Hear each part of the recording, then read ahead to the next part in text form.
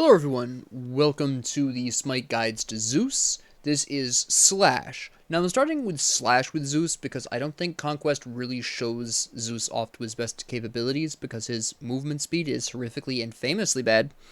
And he has no ability to escape from enemies. He's got no escape ability, he's got no move ability, he's got no crowd control other than a single slow. That is all he's got. If someone attacks him, he has to kill them. It is not an option. Okay? Your build is going to have to take that into account. I build him a little bit differently than a lot of other people. It used to be a popular way to build him. My start is a little bit odd. You'll see what I mean in a bit. But you also have to keep in mind that Zeus plays a very effective ADC as well as a very effective mid. Kind of like Zhonghui, but instead of having a second auto attack, he's just got an absolute slapping passive ability that boosts the amount of damage his autos do based on the number of charges on the enemy. So he absolutely can tear people apart very aggressively if you build him correctly as an auto attacker. But whether or not you want to be an auto attacker is really going to come down to the enemy team composition. Now, this enemy team composition right here, my FPS is up there. Look at that. I must have accidentally hit the button. I will. I'll leave it up because whatever.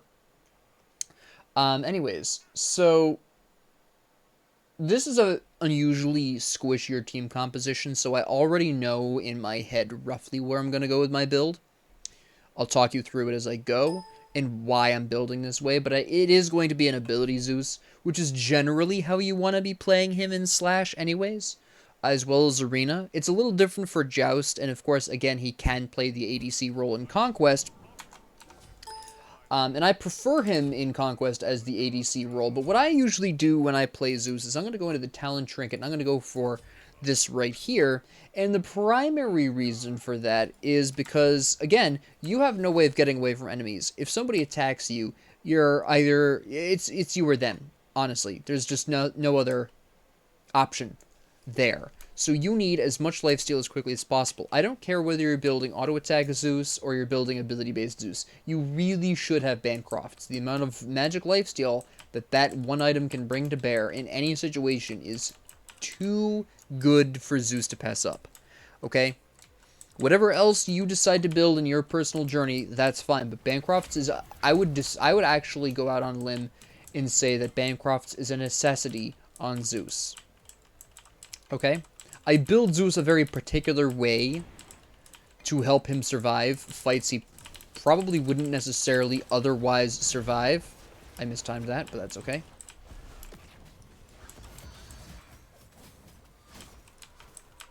Alright. A little bit of an early usage of Aegis, which is unfortunate, but I'm not too surprised that Loki would go for me. He's going to be a continuous threat throughout the match. I'm going to have to keep an eye on that.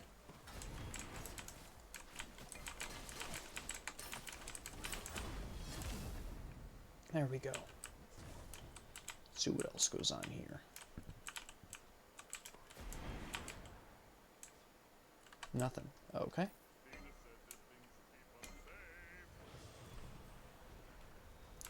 We're going to increase the charge next. Where's Loki? I heard him. There he is. I see him. This is a really bad team comp for my boy Zeus here.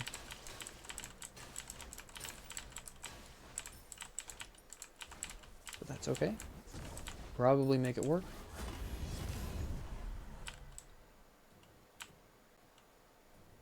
Really 7 fools left over there. So close.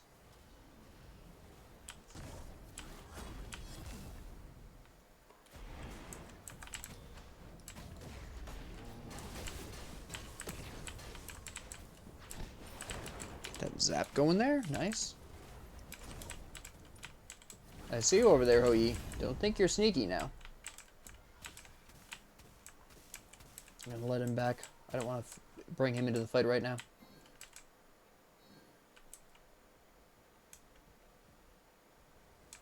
I don't think this is gonna go how you expect it to go.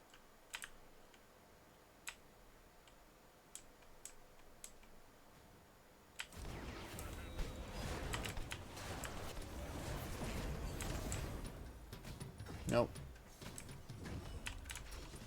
I gotta go back.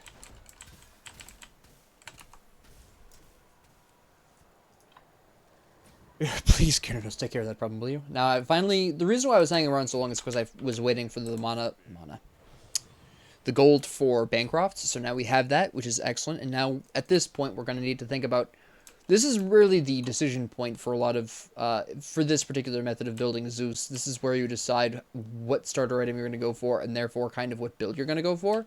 Now, I already have decided, based on their team comp, that I need to be going with the ability-based Zeus. So I am going to be taking the Hourglass. If you prefer the gemstone that I can't remember, the Archmage's gemstone or whatever it's called. What is that called again? Hold on. What is this called? The Conduit Gem. If you prefer that, that's fine. I personally prefer the cooldowns granted by the Hourglass. That is a personal preference. It's just how I like to build him. I like the cooldowns from that. When I'm building ability Zeus, it's very important that you have the cooldowns so that you can lifesteal as much as possible. It's just what I've personally found through trial and error to be more effective on him than the Conduit Gem. Again, that's my personal preference. If you prefer the Conduit Gem, that's fine.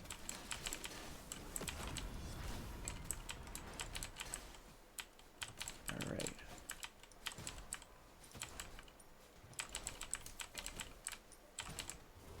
We're going to need to ward pretty heavily, otherwise Loki's just going to keep coming around and doing that.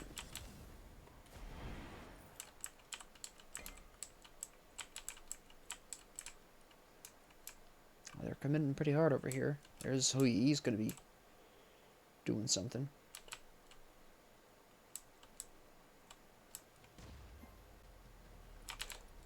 Have you just been hunting me down this whole time?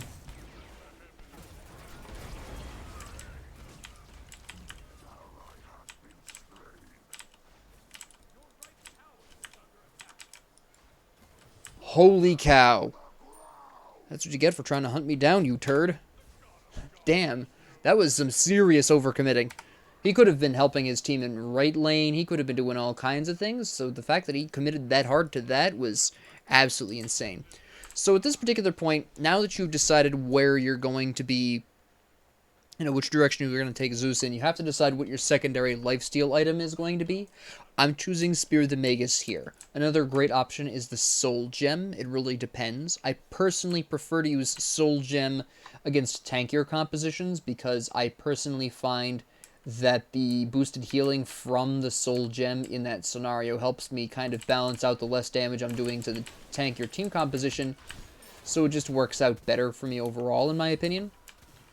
I just find Soul Gem more useful against those tankier compositions, whereas the percent boost of damage from Spear of the Magus as well as its flat penetration really helps out against these squishier team comps like we have in this match here.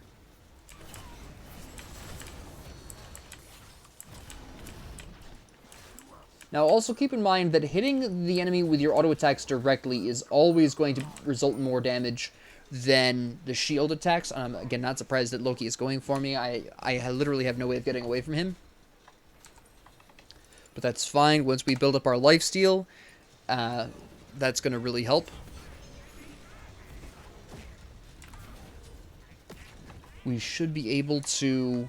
Because honestly, building protections against Loki is going to kill our damage so much that it's not really going to make a difference.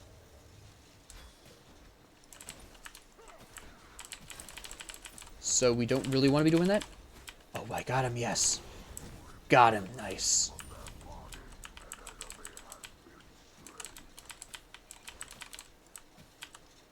Throw that down really quick. Oh, nope. I was going to go in hard on that, but that was clearly not going to be the move.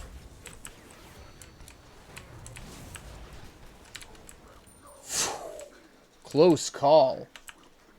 They're committing way too hard on me. I mean, Zeus is widely feared, and understandably so, but this is absolutely ridiculous. Ah, shoot. If I'd hit that, she'd be dead right now. I can see... there's no way I'm surviving Loki if he comes up on me, so I'm going to get out of here now. Oh, shoot. I did not think he was going to be able to cover that distance that quickly. Good. That was a good play. That was a good play. But now we have Spear of the Magus, which is going to hurt them even more. And at this point, next, we're going to go for Typhon's Fang. Okay. Oh, I should actually have this be down to tiny trinket, but that's okay. Now, Typhon's Fang is really more about getting more healing out of your lifesteal. Again, we have no way of escaping, so we have to basically heal off of the very enemies that are trying to kill us if we're going to survive a fight. So that is the entire point of Typhon's Fang there. It also gives us a nice 10% penetration, which is really nice. Nice little boost there in our penetration. Not terribly important against a specific composition, but it is nice to see.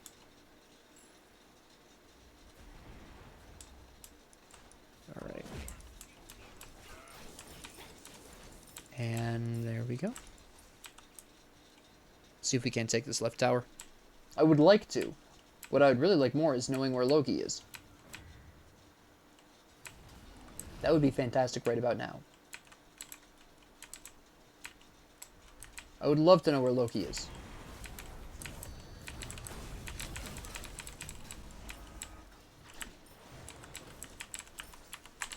Where you at, Loki?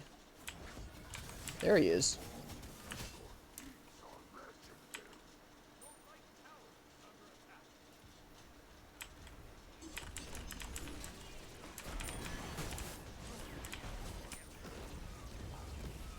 Not today, Zerg. Alright.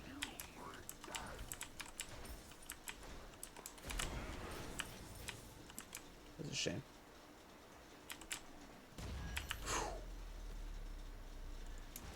Nice. Thank you. I needed him dead. It is a huge relief to me. Okay. I'm going to help Ratatoskir over here with Thoth. Thoth is a pain in the neck to lock down, so this is a good opportunity for us to eliminate him.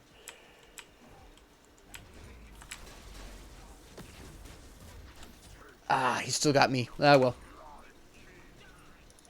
That was me getting a little sloppy there in my desperation to kill Thoth off.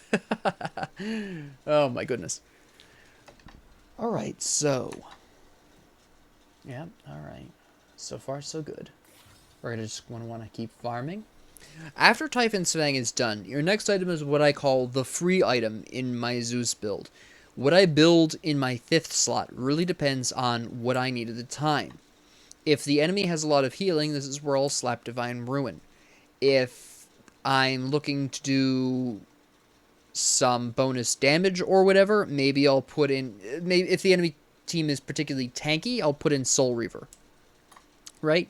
In this particular case, again, the enemy team composition is squishier than normal. They take a lot more damage than normal. They have lower protections. I'm going to want to be building Spear of Desolation here for its flat penetration and its extra 10% cooldown. This is why losing the 10% cooldown by not choosing Soul Gem was fine. It's because I was going to be able to make it up later on. That was wild and woolly. It worked out decently well. Me for 2 of them? I'll take that trade. So that's where I'm going to be building Spear of Desolation. But again, if they were a tank comp, Soul Reaver. If I was building auto attacks, this is where I'd put Telkine's Ring. That kind of thing. The free slot. This will give me 30% cooldowns when I evolve my Hourglass, which is about where you want to be sitting as a mage in terms of cooldowns anyways, because that means Potions of Power will actually put you at the 40% cap, which is really nice. I'm actually going to just sit here for a couple of seconds and grab Typhons. It's kind of silly to leave when I'm that close. Yeah, they're going to retreat at this point. We don't want to be joining them because that's just death waiting to happen. And just go ahead and get rid of this guy. And then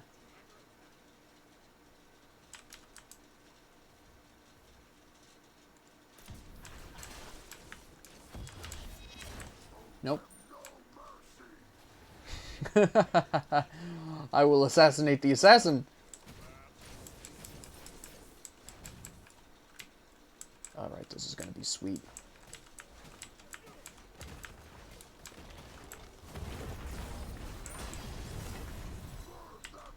As you can see, once you start getting Zeus really nice and beefy, it's really tough to slow him down or even stop him.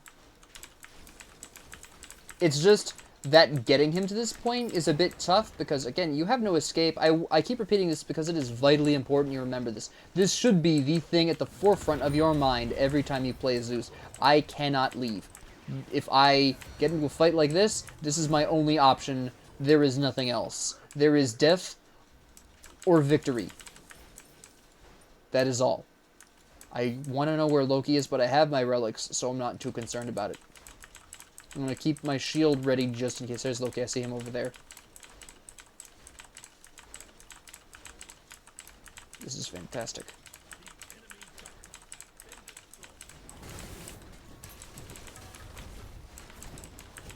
And once again, another victim to the glorious Zeus. I'm going to get slapped if I stay around here much longer. Here comes Loki. I just need to survive long enough to get my shield back up. Oh, he backed off. Never mind. Forget about it. This is fine.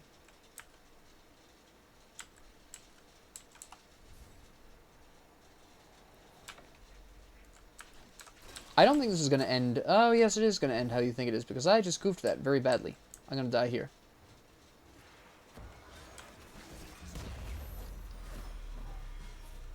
Yeah.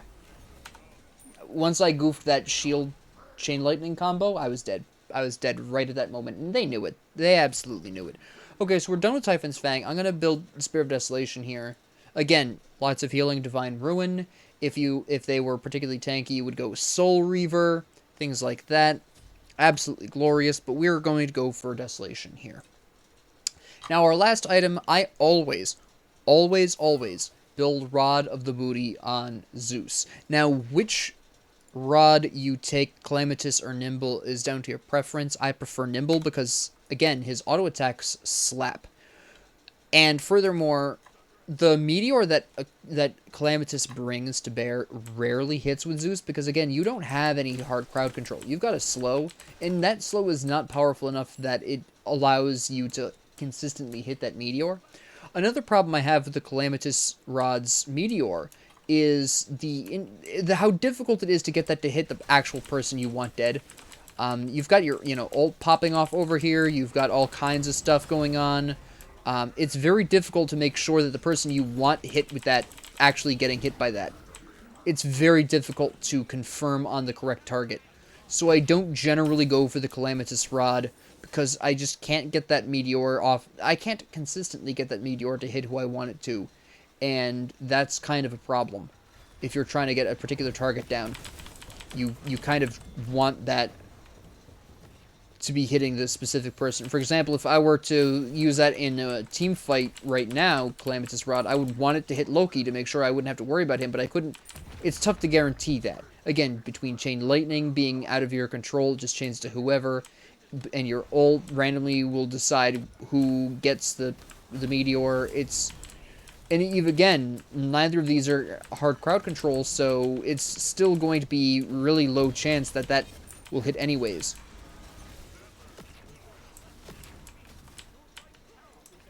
Ooh. I only survived because Xingshan was very good there, and who was that turned around and helped me? I think it was Karnanos. Absolute legend. Oh, I didn't see that coming. I didn't even hear the noise, which was the problem there. That's okay, though.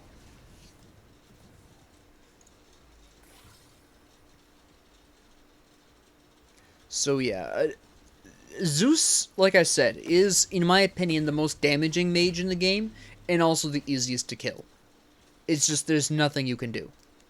Now, if you are really having a hard time surviving, there are a lot of enemies coming at you, the enemy team has unusually a high amount of melee people. I have built Gem of Isolation before on Zeus, and had that be very effective, because since you have no hard crowd control, literally, and all of your abilities do damage, literally everything you do, except for regular auto attacks, slows the enemy, which is oddly very useful. I really need to get around to testing out a tank auto-attacking Zeus idea. I've kind of fiddled with it a little bit, but I think it's got a lot more potential. I just haven't decided how I want to approach it. I might wait for the update to drop that makes everyone a little bit harder to kill, because I think that might be a little bit better for that at that point in time. So I might try it then, but I think there's a really interesting build somewhere, in the back of my mind for Zeus where I build him tanky, but he as a tanky auto attacker, and he just absolutely smacks people into next week. It exists in Zeus somewhere. I just haven't found it yet. By find it, I mean make it, but somebody might have already come up with something. I don't know. I've never seen Zeus played tanky, so... And I'm not talking about playing him like a support, because obviously that's ridiculous. He has no crowd control.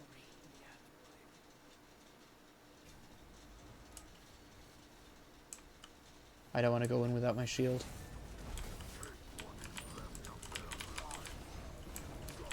There we go, that's why.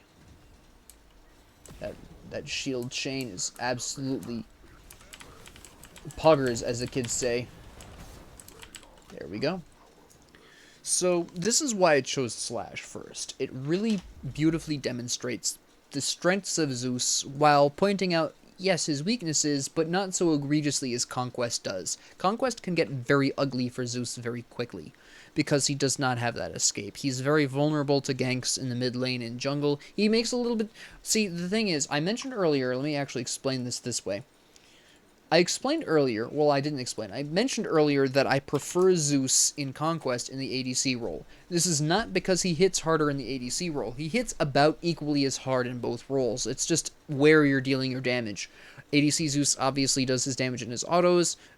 Mid lane Zeus obviously does his damage in his abilities. That goes without saying. They do roughly equivalent amounts of damage. The thing that makes Zeus better in ADC is the fact that that lane gets ganked less than mid. It's still ganked more often than solo lane, but solo lane Zeus is not something you need to try. I've tried it. I've yet to see a Zeus do well in solo lane. Maybe I've just seen the wrong people play him in solo lane. I can't get him to work on solo lane because apparently my brain isn't wired that way. I don't recommend Zeus in the solo lane because all it takes is for the enemy jungler to just come on over once, down you once, you're never coming back from that. Honestly. It just takes Zeus 1, maybe 2 deaths if he is ahead for some reason, but it usually takes 1 or 2 deaths for Zeus to just be completely unable to win his lane, participate in the fight. This is actually kind of why I want to see about a tank Zeus build, because if that can be created, then maybe Zeus has a chance in solo lane, but I haven't, like I said, I haven't had a ton of time to test that, but I am mulling around with the idea in my head, and it's just a matter of time before I figure out how to make that work consistently. That's really the issue. I have a couple of builds that I've run where I've sometimes done really well with tank Zeus, and sometimes I've done really trash. I mean, it's two virtual, complete extremes. I don't know why I threw the word virtual in there. That didn't belong in there. But yeah, that's going to be about it for this episode, so thank you all very much for joining me. If you liked this, please like and subscribe. If you didn't, please ignore me. If you have any comments, questions, concerns, ideas, suggestions, or requests, please leave them down in the comment section below, and thank you all very much for joining me, and have a great 24 hours.